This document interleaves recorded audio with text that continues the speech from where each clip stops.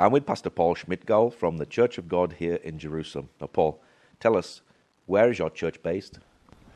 Church of God is a church that is based in the U.S., but it is in all the different countries of the world. And here in the country, the Church of God goes back all the way to a lady called Lucy Leatherman, who came to the country in 1908, and since that time we have been active here. We have churches and schools and kindergartens, and we love to share the gospel in the Holy Land. And where are you based here in Jerusalem?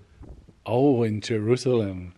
Okay, here in Jerusalem we are based on the ascent to the Mount of Olives, which is the place where Jesus is going to come back to.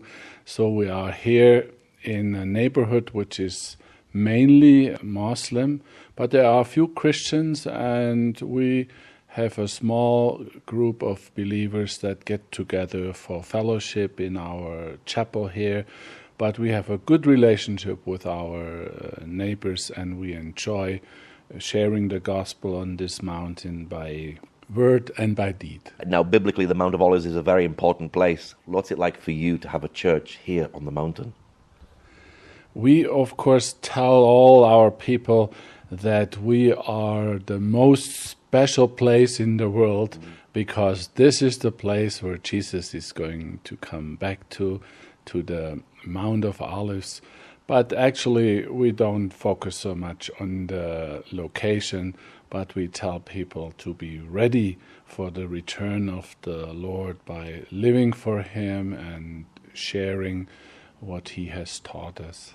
And of course, Jesus returns on the Mount of Olives as well, doesn't He? Yes, He will come, and sometimes I joke with visitors and tourists, and I tell them, because of the time lapse, if they have a problem with being ready, if they give me their phone number and give me some dollars, I will be happy to call them when Jesus comes so they can still get ready, that kind of stuff.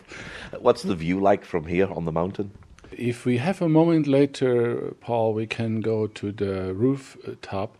What is very nice here, from here you can reach the old city, you can see the city wall, and you can even see the Dome of the Rock. So it is a beautiful location.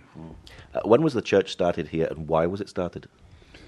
The church was started here in the 60s, and during that time there were just a few buildings here. Now everything is built up, and one did not quite know how things would develop, but over the years it became mainly a Islamic section of town, which is sometimes a little bit an issue, because we do have only a few Christian families here that come to the church.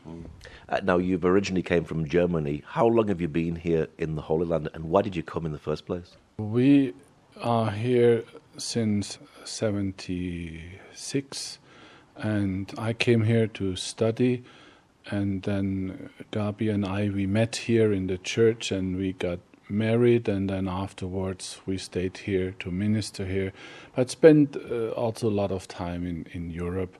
But now we came back to help they call our leaders bishops, to help our bishop with the Guesthouse here in the Mount of Olives.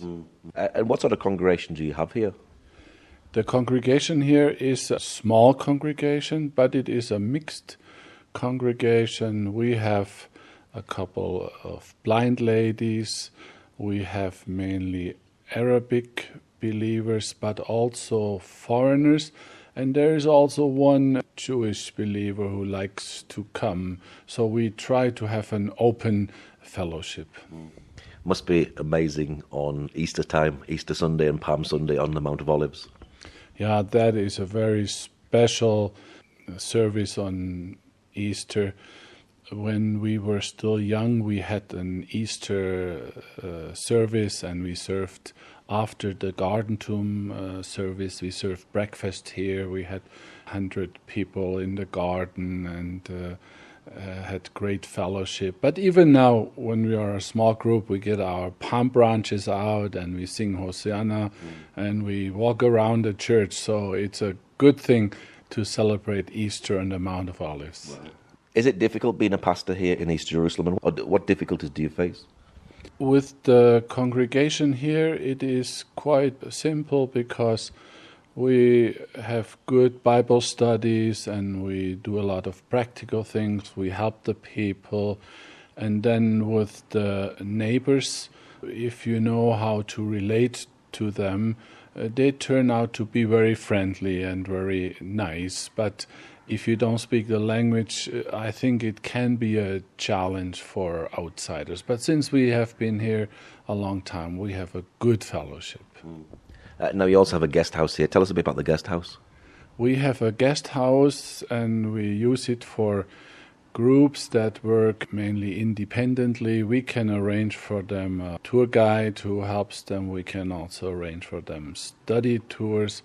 But they can come here and we have about 10 to 15 beds and they can either rent a small van or they sometimes take 2 cars and then they travel the country and use this as a base. For Jerusalem, you don't even need a car because you are right opposite the old city and they do many day tours to the city and the surrounding. Is the guest house a good place to get away from all the hustle and bustle of life and just for somewhere a little bit more quiet? I think the guest house in itself is a place where you do have quiet. It is an oasis. But the issue is we are in East Jerusalem and that's a very busy place. It's hard to get the parking space if you want to visit by car. It's not easy for foreigners to get here using the East Jerusalem bus system. But those who have been here, they love it to come back. But it's good to come first on a regular tour and then perhaps come back once you know the country. And then it is a nice place to be. Has it been difficult during Corona time? During Corona time, we had sometimes the problem that we could not have services, but then we did go and we visited the people. But now everything is okay. People in our congregation are all vaccinated, so we can get together and we feel safe. We are very careful because we don't want our blind ladies or the older people to get sick, so we watch a little bit over them and we keep them away from sometimes visitors who are not very careful. You must meet a lot of people with all kinds of different stories having a guest house here on the Mount of Olives. Oh yeah, we meet people with different stories. We have people from all over the world, and it's always exciting also if we find the time to hear where they come from. But many of them are also pastors that we have been knowing from before. So when we have these groups here, we let also these pastors and ministers share in our chapel, and we have great variety in our services. Is the guest house a good way of sharing the gospel, especially on the Mount of Olives? I think the guest house would be mainly for people that come from the outside.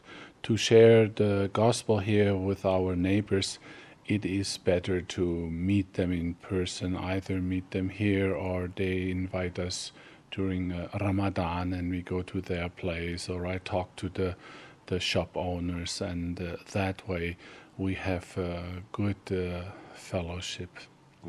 What is interesting is sometimes the young boys, they try to convert me, and make me a good Muslim. So I like to take up on the challenge, and we sometimes read the Quran together, and many times I have then the opportunity to show them that, for example, the Injil, the Gospel, is much clearer on issues like what they bring up, the resurrection or, Jesus. So, but it's good for them to come and they want to share with me, and then we can get into it. So it's a good way to relate to them the gospel of Jesus, and they're surprised how clear our gospel is and that you really understand what's going on. Now, you've been here for many, many years. Has it been a great opportunity to build in people's lives? Yes, when we were here as a young couple, we had a lot of kids in our Sunday schools, and then we had youth groups, and we were able to help some of our young men to go and study abroad and become pastors here.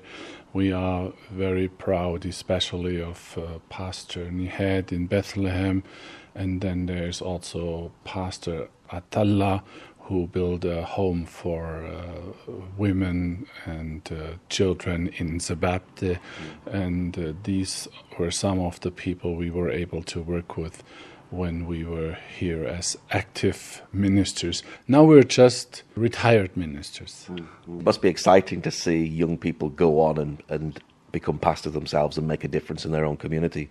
Yeah, it is very exciting, and you have to really commend these pastors, because all the Christians, they want to leave the country, but some of these pastors really stayed here and they take care of their communities and they give themselves to their community. So we are very excited to see how some of these pastors are active here in the Holy Land.